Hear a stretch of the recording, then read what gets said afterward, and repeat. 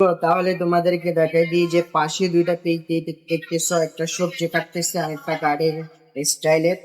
এই দুইটা পেজ আমারই, ওরা তৈরি করে দিচ্ছে। হুবহু মিলে না, হয়তো একটু একটু মিলে। এটা কিভাবে করতে হয় সব ভিডিও দেখাই দিই, চলো।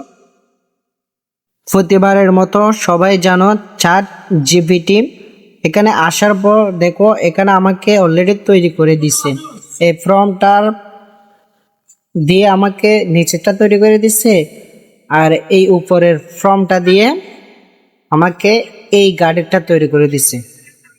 সো একদম ইজিলি তোমরা এই ফর্মটা কপি করে জাস্ট এখানে পেস্ট করে দেবে।